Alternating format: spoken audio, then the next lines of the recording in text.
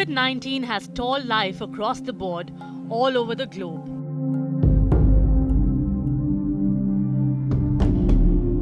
In this are caught millions of young adults and children because their education is affected.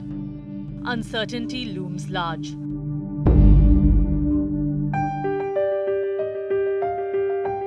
With schools and colleges shut or education going online, it has become a question of affordability of infrastructure and technology.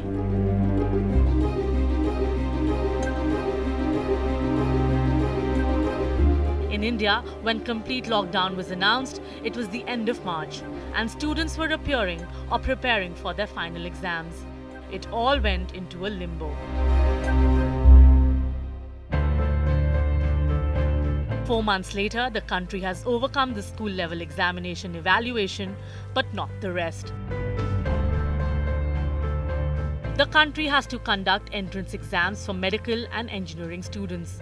Another set of students who are stuck are those in their final year of graduation courses. The entire academic calendar is in disarray, and students have been approaching courts for justice. In one case, student petitioners appealed to the Supreme Court to get the government to delay the JEE Main and NEET examinations. The Supreme Court on 17th August dismissed the plea for their postponement. The apex court said that any further delay in conducting the tests would result in a waste of a precious year for the students. Dismissing the petition by 11 students from 11 states to defer the exams, the Supreme Court said the careers of students cannot be put under jeopardy. We are not happy or satisfied with the decision of Supreme Court that the student from Bihar हम लोगों को यहाँ पे flood का सामना करना पड़ रहा है, जिसके कारण फ्लड के कारण रोड भी बहुत सारे टूट गए हैं. And the government wishes to send us, the students, to give exams in such a horrendous situation. I feel this is a breach to my fundamental right to live.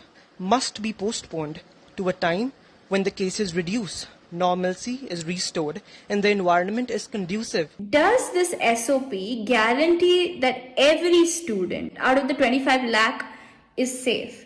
Because if it doesn't, it does violate the right to life. Think about the mental pressure on a person who has been diagnosed with COVID-19. If you are talking about mental pressure of this exam determines their future too. How will they in this state write an exam for 3 hours, travel to the center? It'll take a huge toll and stress on the system. After being postponed twice, JEE Main, held as engineering entrance as well as screening tests for JEE Advanced IIT entrance, will now be conducted between 1st to 6th September 2020. And NEET, which is held for admissions to undergraduate courses in medical and allied subjects, earlier planned for May, is scheduled for 13 September now. With COVID-19 cases in the country increasing at the rate of more than 60,000 per day, students across the country are stepping up the campaign through letters, social media, and court cases to postpone examinations till the situation improves. The University Grants Commission has categorically said it would not cancel final year examinations. In early July, the UGC had given out a standard operating procedure for conduct of examinations, and states across the country were expected to come up with a plan for completion of final year examinations. Academic life cycle, without examination, awarding degree is not really something which we should encourage. That's what we feel. But Maharashtra, West Bengal, Odisha and Delhi had opposed the idea, citing the dangers posed by the ongoing COVID pandemic. On 17th August, the apex court heard pleas challenging the final year examination guidelines.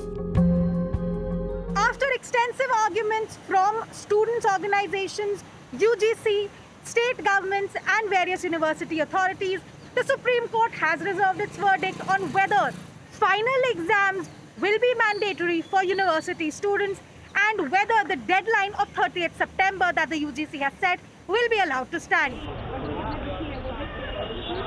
States claimed that they were not consulted before finalizing these UGC guidelines and that health-related decisions in the public interest should overrule UGC guidelines. According to UGC sources, out of 755 universities, 560 have either conducted the examination or are planning to conduct. Among these 560 varsities, 194 have already conducted the examination and 366 are planning to conduct the exams in the online-offline blended mode in August and September. That means 166 varsities are, as of yet, unwilling or uncertain about conducting exams. Students across the country remain worried about an uncertain future. When are the exams going to happen? When their results will come out? When our CETs or other examinations will occur? When their result will come out? And when our admissions will occur? So I have made my mind that my academic year has been wasted. For now, the UGC has asked universities to chart out a plan for completion of final year examinations in offline, online or blended mode following the described protocols and guidelines related to COVID-19 pandemic. But with COVID-19 infections still on a steady rise, lockdowns in states like Bihar and limited access to transport and internet, it is the student population who are suffering. They claim they are stuck in a difficult position with no clarity about their future in sight.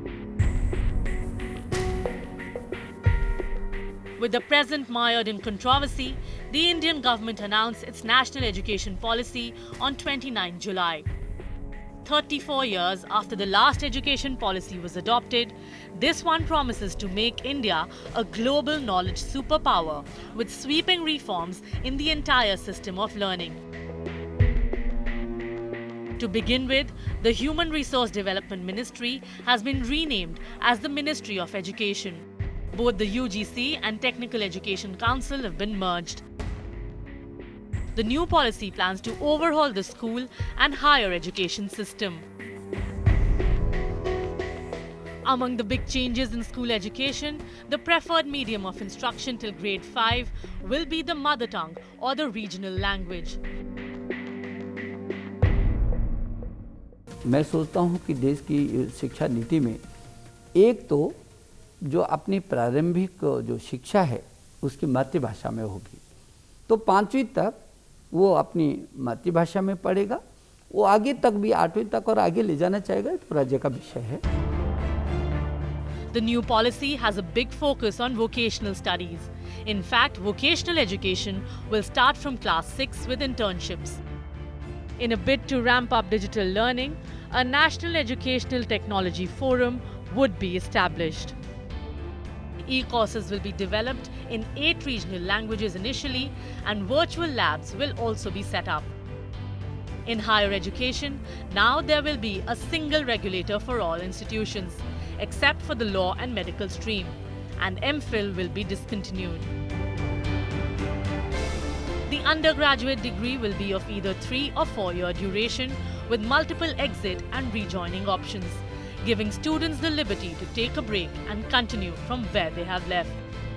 The 4-year program may also lead to a degree with research if the student completes a rigorous research project, paving way for PhD studies. After deliberations for over 6 years, this is the policy.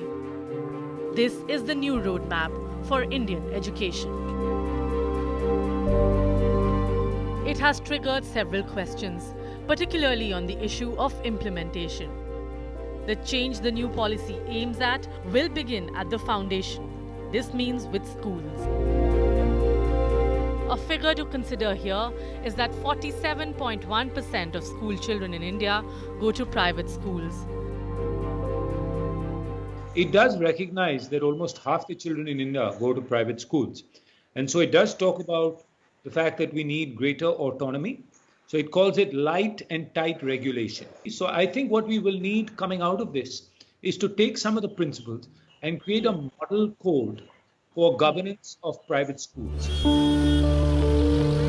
private schools believe the policy is a welcome step, but directional in nature, that it will not be enforced and schools could have options to choose. All this while we've been talking about 21st century learning, but it has not really been embedded in our system. I think it is a very good thing that they have done, because this gives you clarity as to the learning outcomes, as to how children will evolve. The new policy also alters the right to education, which currently guarantees free and compulsory education for children from 6 to 14 years of age. But with school learning now to begin from age 3, the scope of the RTE Act will now include children from age 3 right up to age 18. Availability of free and compulsory quality education for grades 9 to 12 will also be made an integral part of the RTE Act in 2020. After this national policy on education, where central government says that it will universalize education up to class 12, the benefit will go to the children belonging to economical section or the disadvantaged group to study up to class 12. For private schools, the things to watch out for are the structural changes that they have suggested, which is they are saying that they want to separate the powers of the government between regulator, operator, and policymaker. But we have seen in the past that whenever any government authority has a licensing authority, which is what is being suggested with the State School Standard Authority, the SSSA, it creates rent-seeking mechanisms. Experts also believe that while the medium of instruction could be regional or mother tongue, but ultimately parents will have to decide, keeping in mind the prospective future scope and employment opportunities. Parents की भागीदारी जो हम शुरू से demand करते आ रहे हैं, ground level से टॉप लेवल तक सब जगह पे पेरेंट्स की भागीदारी सुनिश्चित करनी चाहिए। यहाँ हम आपको बता दें, हम पेरेंट्स की भागीदारी स्कूल द्वारा जो पेरेंट्स होते हैं उनकी बात नहीं कर रहे हैं, हम बात कर रहे हैं ऑटोनॉमस बॉडीज जो बहुत सारे काम कर रही हैं। अगर उनकी भागीदारी लेते हैं तो हम ये मानते हैं शिक्षा के क्षेत्र में बेहतरीन काम किया जा सकता है। So we have to separate between English as a language and English as the medium of instruction. English as a language under the 3 language formula is allowed right from the beginning. There is no change there. What they are saying is that because it's a 3 language formula, you've got to give equal emphasis to the mother tongue or the local language, which in some cases was not being given, and there has been political pressure to bring back the eminence of Indian languages. The debate of regional language versus English as a medium of instruction predates India's independence and has always been an emotive issue. The National Education Policy 2020 has once again opened up the scope for much discussion and introspection on what should the primary medium of instruction be.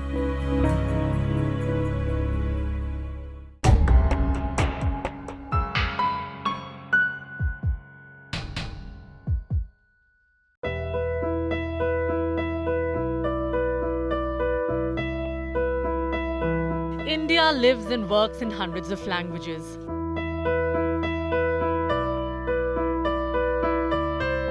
Several are spoken by millions of people. Some are spoken by fewer than 50.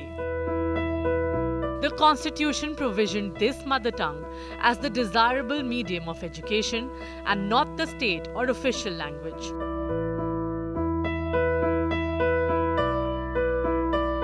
The idea being to try and ensure an element of parity as every child began their journey of knowledge.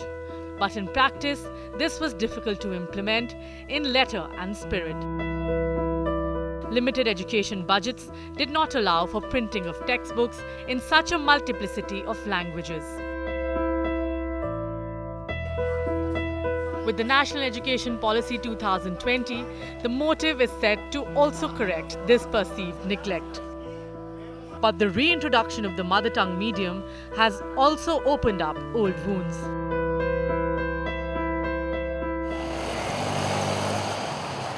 In Tamil Nadu, NEP 2020 has once again triggered emotional debate over language. The ruling AIADMK rejected the 3-language formula outright and reiterated its commitment to 2-language policy. The state appears to have thwarted a perceived third attempt for the imposition of Hindi in the last 83 years. Barring the BJP, no other political party is in favor of this policy. In 1937, the first attempt was prevented by a series of protests by the Dravidiya Karagam and few other organizations in the Madras Presidency. And in 1967, massive agitations led by the DMK had prevented the second attempt. Several activists and educationists feel that the move would end up forcing students to learn Hindi because of scarcity of teachers in other languages. Tamil Nadu politicians took to streets in protest. Tamil Nadu government should go for three-language formula in the interest of the students in the future, because the world has become a global village, you know. Today you cannot limit yourself. A progressive state like Tamil Nadu, you know, progressive state like Tamil Nadu, where we say 50% GERE, number one in the country. That means more graduates you are generating in Tamil Nadu now.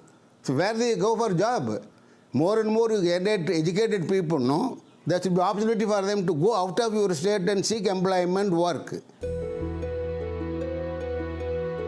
Unlike the National Education Policy of 1968, which mandated teaching of Hindi in non-Hindi speaking states, the NEP 2020 does not explicitly mention the third language as Hindi. Instead, the policy gives options. It makes the three languages learned by children a choice of states and the students, provided two languages must be native to India. English medium education, especially in the primary sections of government and government-aided schools in Bengal, has always been a politically contentious issue, especially in the 80s when the Left Front government then introduced its policy of only Bengali medium of learning and teaching in government schools.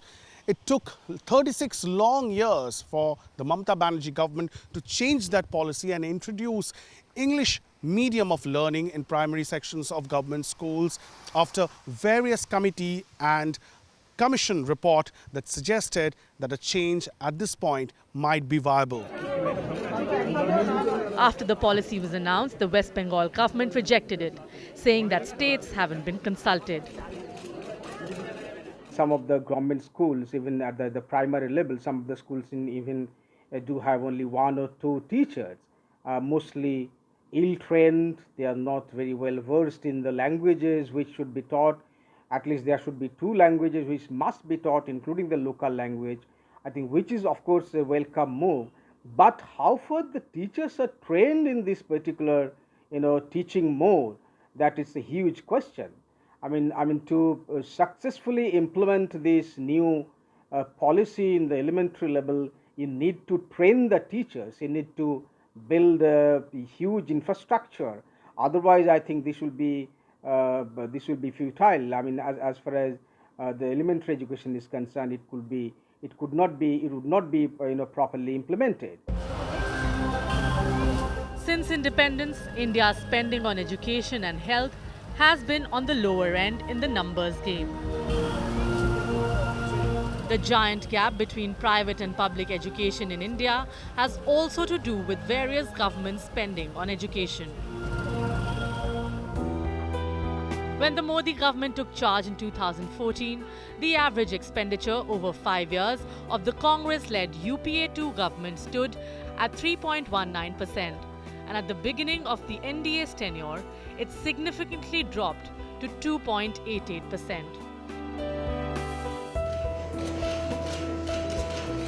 In 2020, ahead of the announcement of the National Education Policy, Finance Minister Nirmala Sitharaman gave a little bit of silver lining by raising the education budget slightly and promising to build new educational institutions.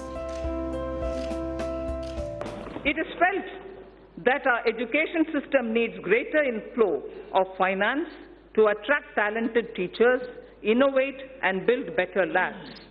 Therefore, steps would be taken to enable sourcing external commercial borrowings and FDI so as to deliver higher quality education. The National Education Policy proposes raising expenditure on education to 6.1% of the GDP from the current levels.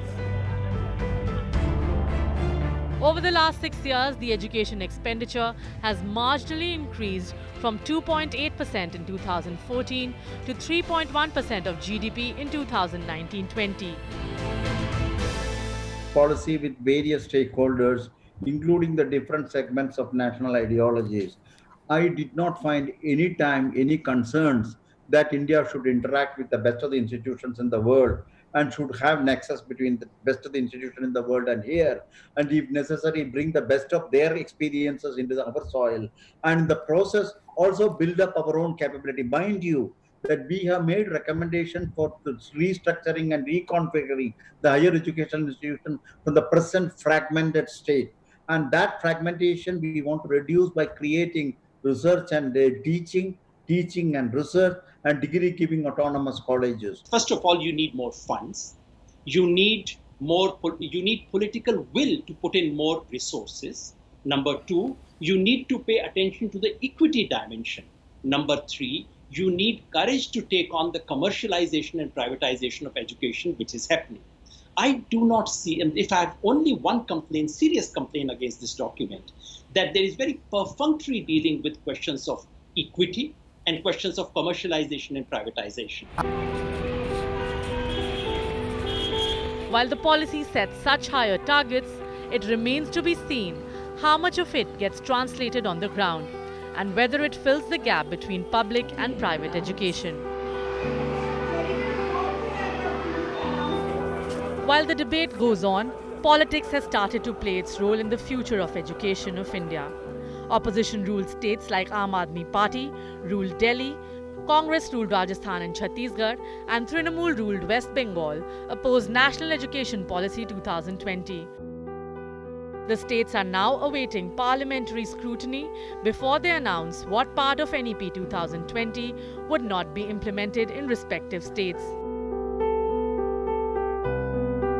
With that, this too goes into a limbo in this pandemic-hit COVID-19 era, putting a pause and a question mark to Indian education's future.